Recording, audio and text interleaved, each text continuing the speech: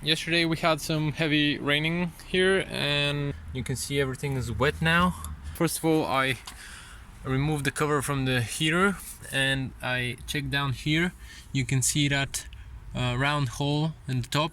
That's where the drain for the sunroof is. I checked that first, if it's in place and if it wasn't leaking from there. But as far as I could tell, everything seemed to be fine there.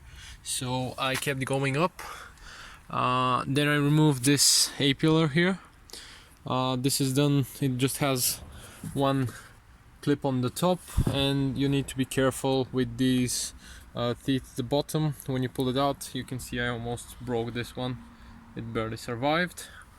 Of course, you need to remove the CO on the door. And when I removed that, I noticed that the tube was in place. I read that sometimes they shrink from the heat and they misplace or they get punctured or something. So I saw that that's okay. You need to place this clip back. This for me remained on the cover, so I removed it and I put it back on.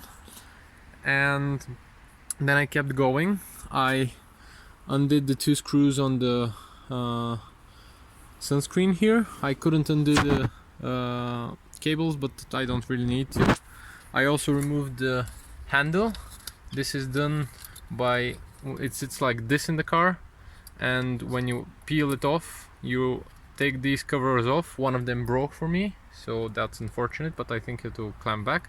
You reach in and you press this, and when you press it, you can pull the whole handle up, so you unclick it from the bottom. You can see that wedge where it hooks onto the metal, and you do that on both sides and it comes off. There's no screws or anything. And of course you need to remove the weather stripping a bit further, and you can pry this a little bit down to see what the situation is here. And you can see how the hose clamps onto the sunroof. So I was hoping that that would be disconnected or something, because it was raining from here when I poured water on top of the car. But that wasn't the case again. So I disconnected it, and then I came here on top.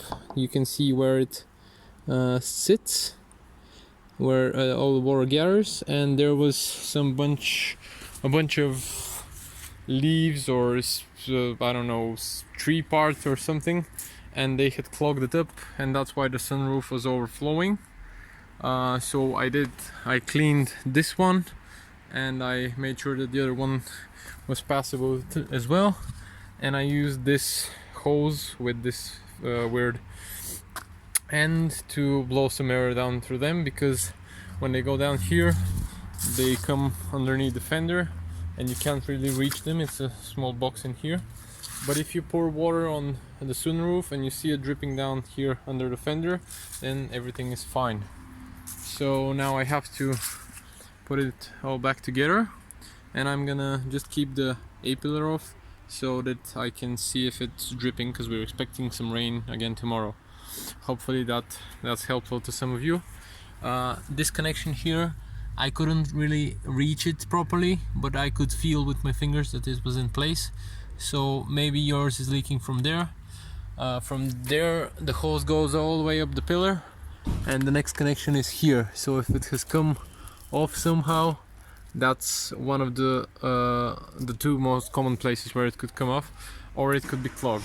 The other thing you need to check is the drain point, which is here at the bottom, and you need to clean those as well occasionally, so you can, there's room for the water to drain down.